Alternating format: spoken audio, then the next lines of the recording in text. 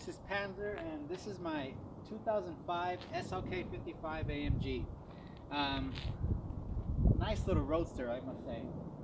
You know, I've always liked the Mercedes convertibles, mainly with the SL, but I found this SL pretty cheap here in El Paso, and as most of you that do not know, these are pretty not common. I would like to say rare, but there's a good amount still out there that are for sale that you will catch maybe one or two at a time, but a lot of these are not really sold. And I found this one here at one of the lots here on here in my neck of the woods, and this SLK, you know, has all the options, particularly the V30 option, which has the upgraded Brembo 6-piston calipers up front and 4-piston rear, and a bunch of other aesthetic features in the interior.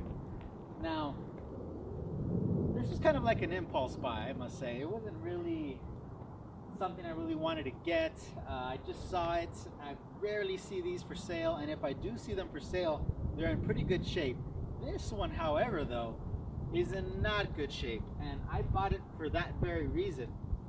Typically, you know, most people here in El Paso, the ones that do, like, you know, conversate with me, they know how much I love Mercedes, and specifically AMG. And for the most part, you know, I saw this poor SL just sitting there at the lot. Obviously, the paint looks good from a distance, but when I get up close right now with the camera, you're going to see paint damage, fade. The interior is not that bad. And the more I dug into this SLK, the more I found whoever owned this car before actually took really good care of it as far as engine, transmission, and interior. For everything else, I'm assuming, I'm taking a wild guess here, that this car was just pretty much just sitting, I think it was about a year. No one was really buying it, and the main reason is they're afraid of this type of vehicle for two reasons. One, it's an AMG, so we all know that AMG parts can typically cost a pretty penny, and the varial roof, which is the hardtop convertible roof that Mercedes has integrated with this SLK, and obviously with the SL, its bigger brother, pretty much. Now, the varial roof is pretty expensive. Well, back in the day, I remember it was very expensive, and for maintenance-wise, ooh, let's just say if you didn't have a good amount of money saved up or good credit card, you're looking for some pricey repairs. And motor mounts,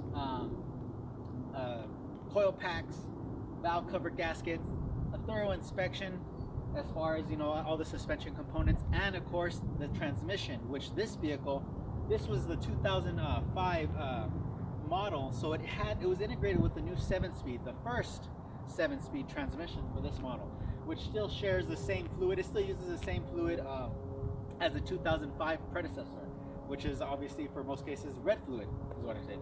The newer 7-speeds use blue fluid of the transmission fluid for this type of transmission, but this one's the early model year, so inspection as far as, you know, for any metal shavings, any metal bits, sludge, any kind of buildup, like pretty much you'll pretty much pick up from someone who hasn't really done a transmission service. Now this one, however, was relatively good. When we pulled the pan off, everything was actually pretty good, and I was surprised, you know, for the condition on the outside. The outside, obviously, you got some bumper damage, sun damage all around, and of course, you know, the wheels, they're not in too good shape either. They have quite a bit of curb rash here and there.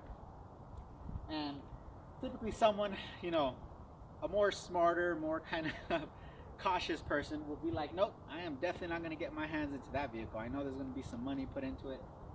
But with my mind, I felt kind of sad. And for the most part, when I looked at it, it has potential. It was cheap. And, you know, to me, I like it. And for the most part, I love roadsters, especially compact roadsters. And this one is one of that is in that class, similar to the Miata. And I love Miatas. I'm not into Mazda.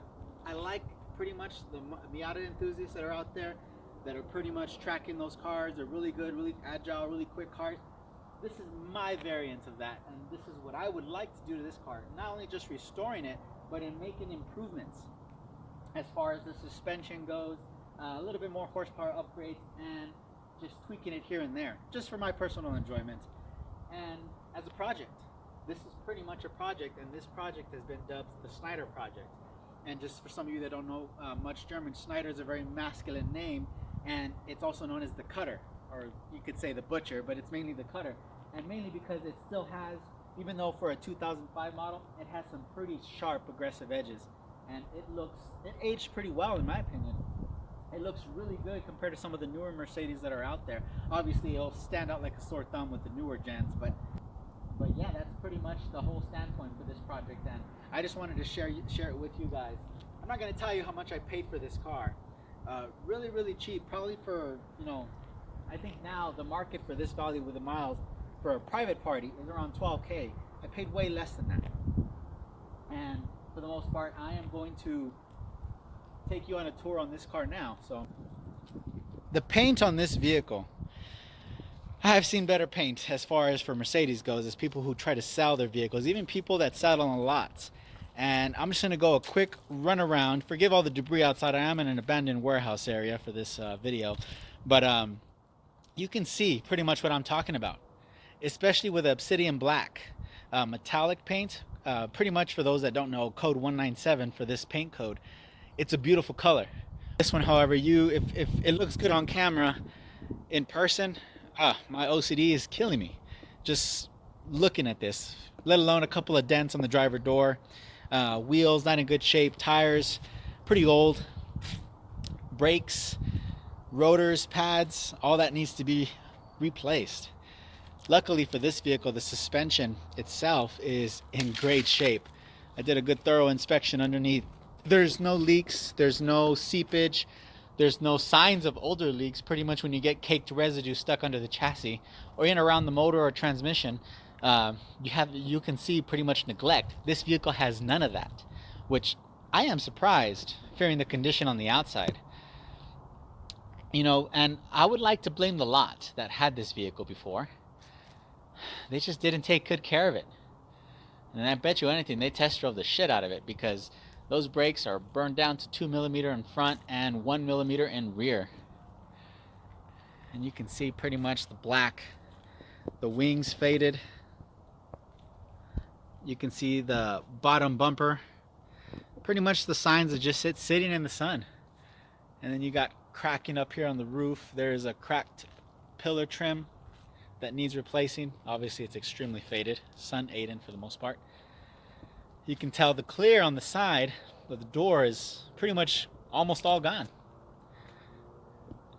As far as from some main damage here. Now these headlamps are brand new. The other ones, as you guessed it, were just sun damage, and they made the car look tacky with the yellow lens cover. The front bumper, it's cracked. It looks like someone pretty much went too much over a parking space and got the bumper snagged. We're all guilty of that. I've done it a couple of times in my first cars. Now, there's no leaks on the varial roof from all the rubber seals, or the connecting points that pretty much seal all the joints, which is pretty good. Now, as far as for the interior, forgive the water bottle, the interior is in really good shape. On the passenger and driver, there are no damages at all. Minus the standard scuffing over here on the bolster on the driver's side. That's not preventable. Well, it's preventable, but for the most part, most people don't really pay too concern until it's too late. But for the interior, it's in really great shape. The driver and passenger door are really in really good shape. A little dirty, like I said. I haven't really paid much attention to this vehicle this whole year, because I've been, you know, deciding what to do with it. And of course, forgive my work clothes. You can see some of the rubber points are pretty much worn down. I got to replace some of these little nubs. That's what that little noise was. But everything else works great. The variable hydraulic pump, or the hydraulic pump for this convertible, is in great shape as well.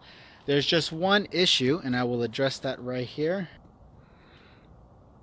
Now, obviously, you're going to see a blue rag in the way, and the top cover for this roof has been removed. Well, I removed it because I was inspecting the linkages and pretty much the hydraulic latch. And this one in the front is leaking, which is right there, and you can see some of the fluid right up there.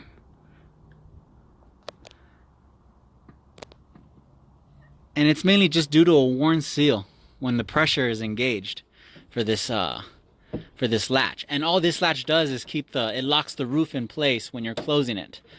And obviously you got the sensors in place as well, which are right over here, which indicate the roof is locked and secured. But this is pretty much the weak point here of this whole system. And it's actually pretty easy to replace as far as the process goes. It's a little tedious. You do have to take off some paneling here and there just to access the pump, which is right back over there. But that's going to be for another video I'll be doing when I start that segment. Right now we're just going over the poor condition this SLK is in. And obviously this vehicle came with PPF film. And that's PPF right there. This is original PPF when the vehicle was first bought. And it makes the paint look faded, but it's just the PPF that's gone. Even here on the rear bumper. You can see the lineage there where the PPF goes through. Obviously rotors and pads have seen better days. There's a lip groove in there. There's damages to the wheel itself. Same for the front.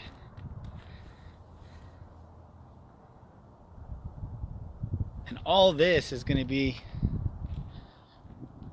my project for the year of 2020.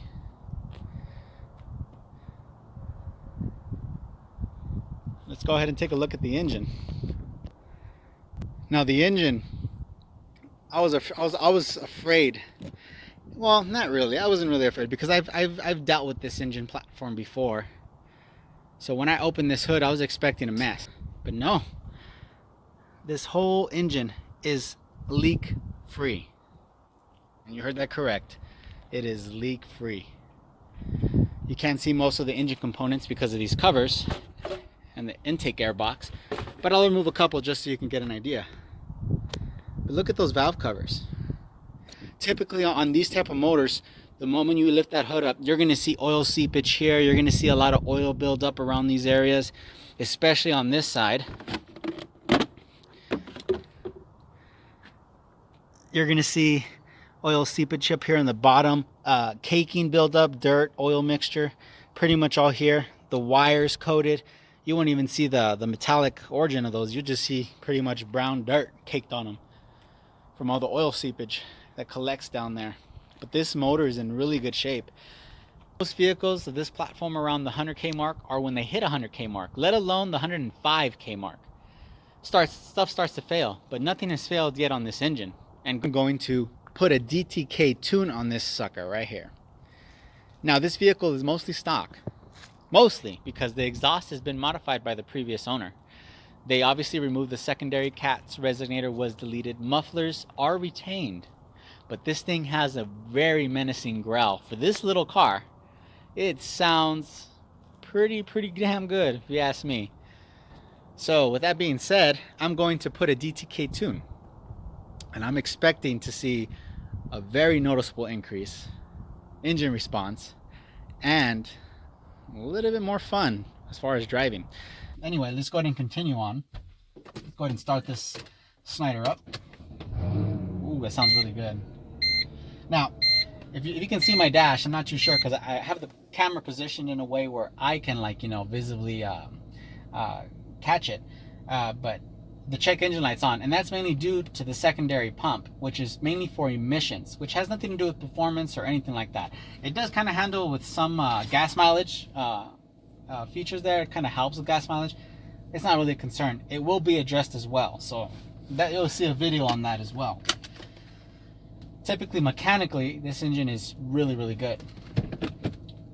Alright, so pretty much we have the stock tune. Hopefully that holds, because that looks sketchy as shit, but hopefully that holds when I accelerate. I don't think it's going to, so let me just make one quick adjustment really quick on camera.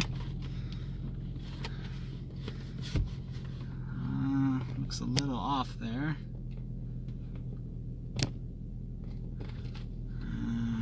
Hold that steady. Hopefully I'm still in frame. That's gonna suck if I'm not. Nah, that's gonna be good enough. Oh well, we'll find out later, right? You're either gonna see the camera flying back and me reaching for it. Either or, that's fine. Safety first, right? Let's get on this deserted roadway here. Now, this road that I'm on is pretty bad. You're probably gonna hear every little thing.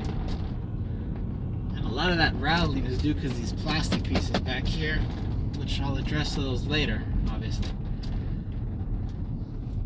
Now this engine setup here, this combination of the 7-speed and this old 8-cylinder is pretty good. You know, for it being a 2005, what is it like? What, like 15? Yeah, pretty much 14 years. Maybe 15 years. It's aged pretty well.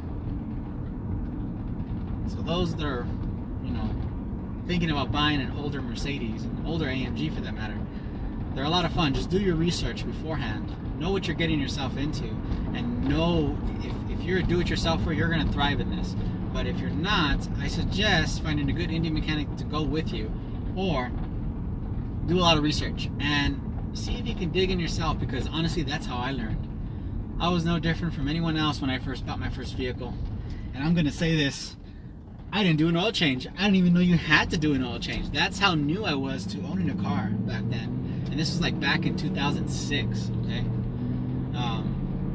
I was new to that type of platform. I didn't know what the hell a pulley was, a belt. I didn't know I needed a belt. I thought it was just something magical. You didn't really have to do but just put gas and change tires. That's pretty much all I thought. But for those that don't know, I suggest you start to know. Nothing is more satisfying than working on your own vehicle and diagnosing your own problem without any help. The money you saved is a key factor, but learning from nothing is the main benefit to that. But anyway, let's get on this little freeway and do a quick little pull.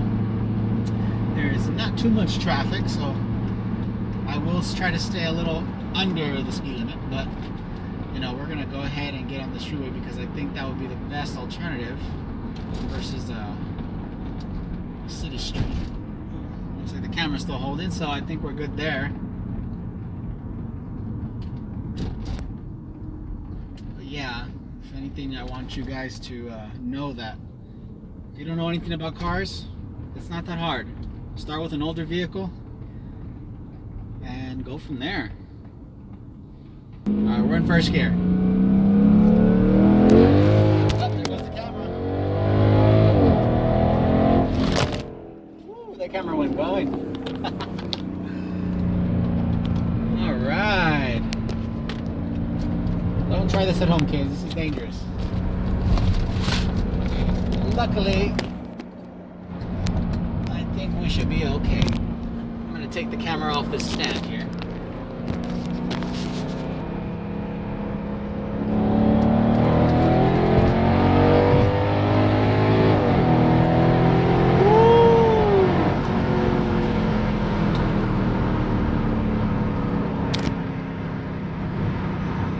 Now I haven't driven this car in a good minute, so I bet it's happy to finally be able to go wide open throttle. Let's drop gear again.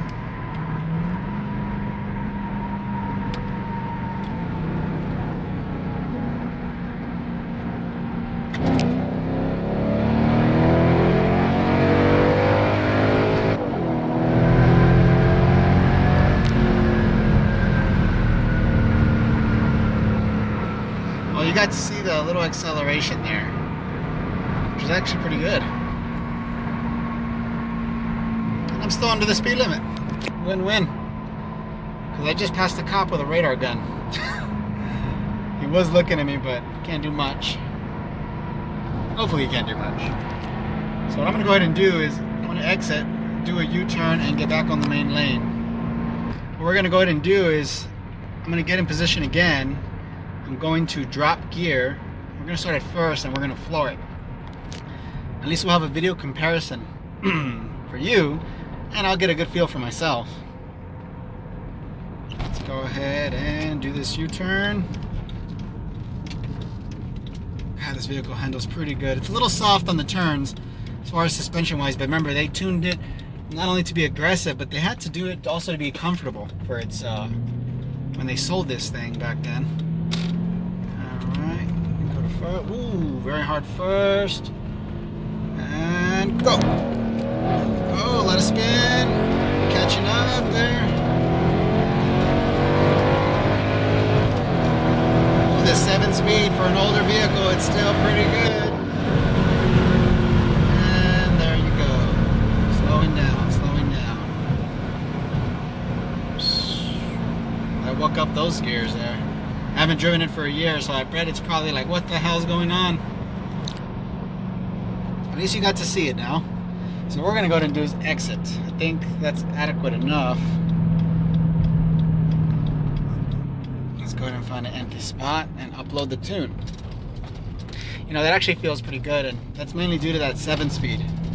Because this M113 engine, even though it has some moderate updates, it's still an old platform that was carried over. Obviously, it's been improved in some points, but it's still a 3-valve single overhead cam. Not like its newer counterparts or semi-new counterparts.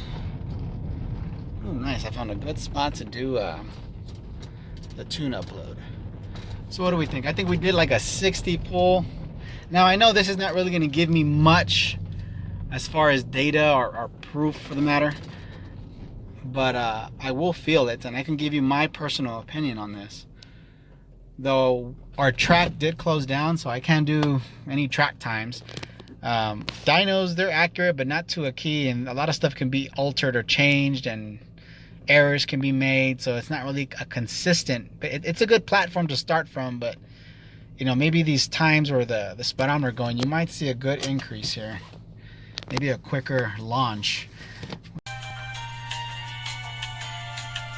Go ahead and set up the tune, the DTK tune for the SCHNEIDER here.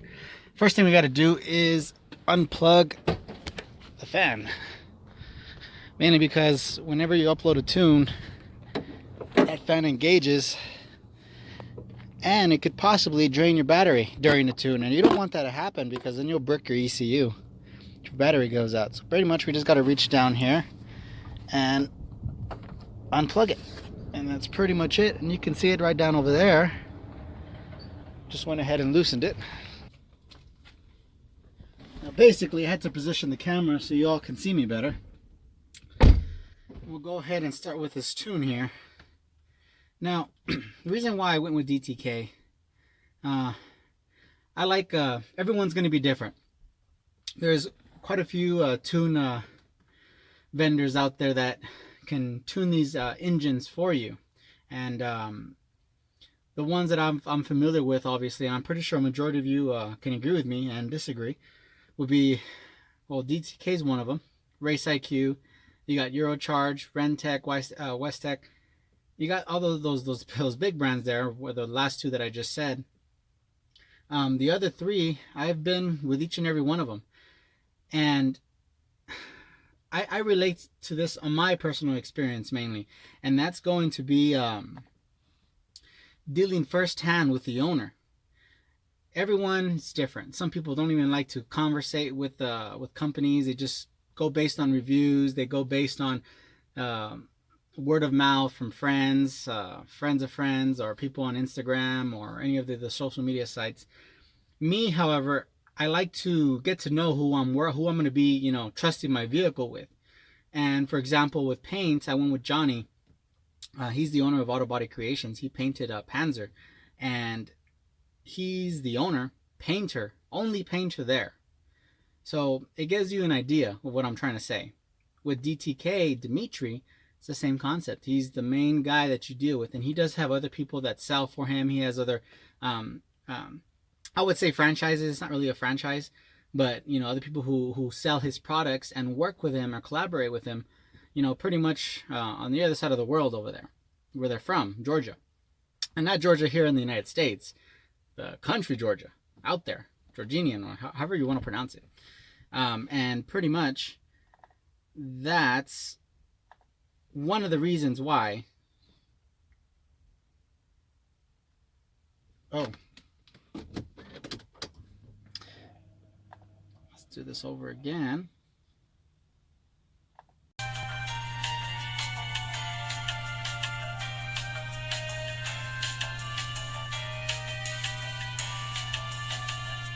Perfect. Open file, DTKR171, download file, and there we go. It's going. So like I was saying, you know, I chose him for that very reason.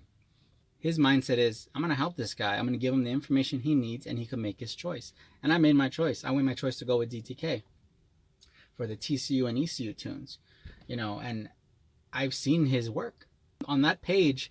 You see pretty much everything he posts, and he posts content on every platform he works on, from whether it's the E55 and a 190E, which he customized with an M13K engine swapped into it with a manual speed. That shit's badass. That's wickedly badass. I wish I can do that. I'm not as crazy as he is, but you know, that's pretty much the concept. And now he owns a CLS 63 AMG bi-turbo. So I'm seeing his work being put down, and whether it just speaks volumes. That's what I'm trying to say. And that's basically how I made my purchase. And everyone who's watching this, let that try to use that as far as like a keynote for deciding which tuner to go with.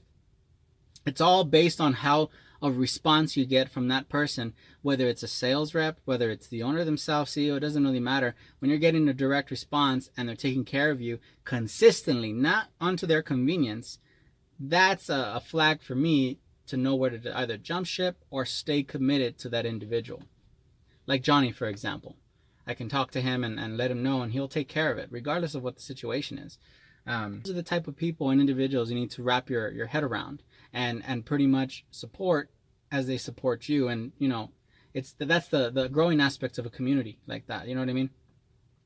God, I don't know if I'm making any sense. I think I'm getting a little sick because my throat's getting a little dry, but this file here is almost at 75%, so we're just waiting for it to finish uploading so we can take this DTK tune to work on this pretty much beater SLK55, or Schneider, for example, the project.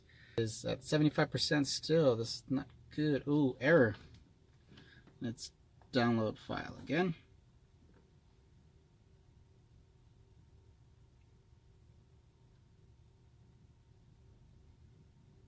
I have a feeling I knocked the cable a little loose there because of all my talking.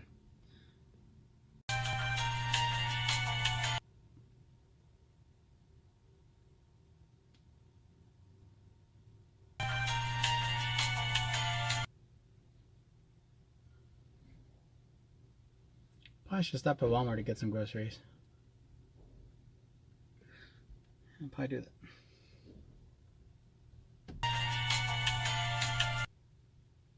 76. Awesome. Pretty sure I probably hit the cable when I was uploading it, so we're at 78%.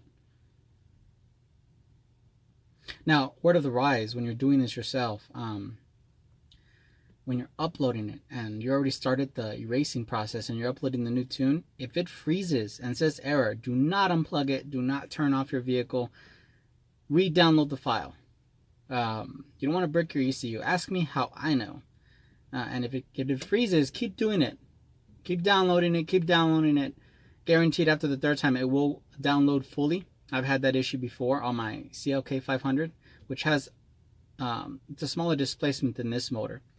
And it was a 5.0, yeah, 5.0 or V8 versus the 5.4 here. And it kept on error, and it would stop at 70%, 60%, to the point where I turned off the vehicle, checked my, oh, there, now it's closing ECU. Awesome.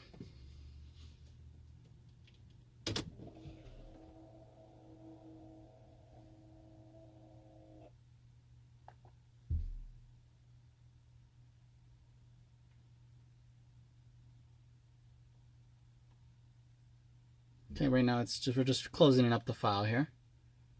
Turn on dashboard. Okay.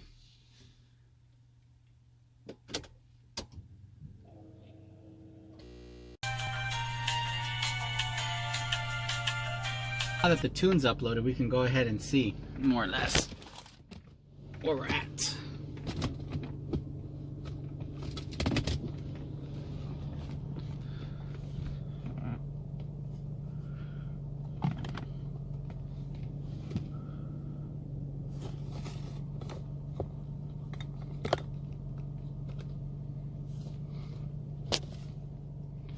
All right. So first, safety first, let's go ahead and put on the seatbelt.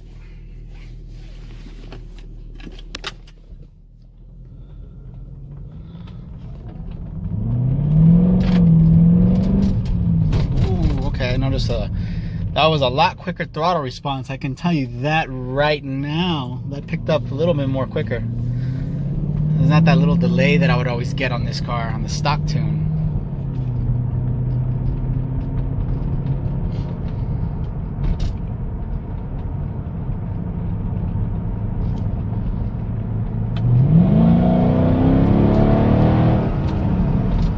Ooh, that was a lot more lively. Holy shit. Okay, I am pretty happy already because I can feel the difference. Driving this car every day, you already know. And for it to respond that quickly, oh, that got me excited. All right, let's get composure again. Let's drop to first gear. I do apologize for the glare. The sun is pretty much at its lowing point now. It's starting to go down. So let's just let all this traffic clear out and then we'll get on the freeway. Yeah, where is he at? Oh, he's right behind me. He's right behind me.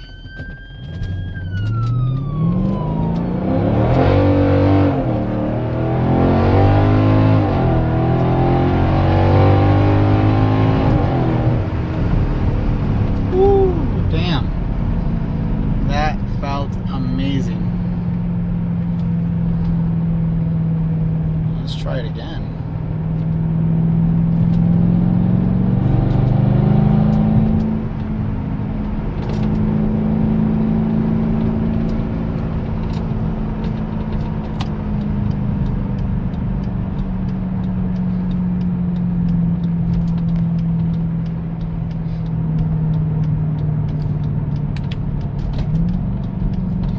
Take off traction control this time.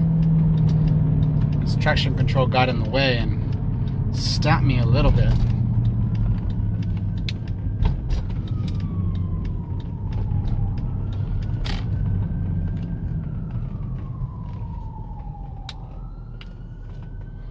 Alright then. No cups.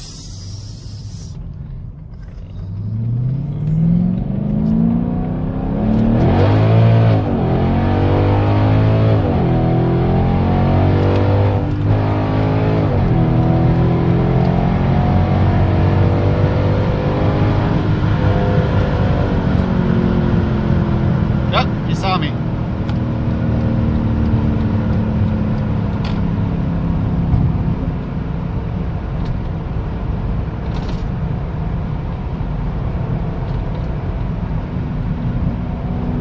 That was interesting. It's a good thing I didn't go on the freeway. I had a cop posted up, so me accelerating on the freeway would have been a bad thing for me, a bad day. Well, just an annoying one for the matter, because I'd be getting a ticket.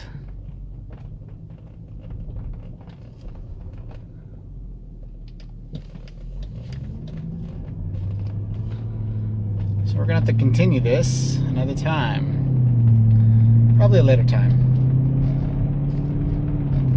Panzer out. Yeah, I had to pretty much stop that video a little earlier than expected. I wanted to do a couple of more runs, but unfortunately I couldn't. There was a lot of cops going around and then traffic started to pick up, so it was actually best to wait. So I'm gonna postpone the results on my next video for this project, and I'm going to be doing the dyno test. from before tune, the stock tune with the DTK tune, just to see more or less what the tune itself would do for a naturally aspirated V8, an older one at that. And then if you're wondering what this video that's showing is, just some background video of some of the work I was doing on my headlamps for Panzer.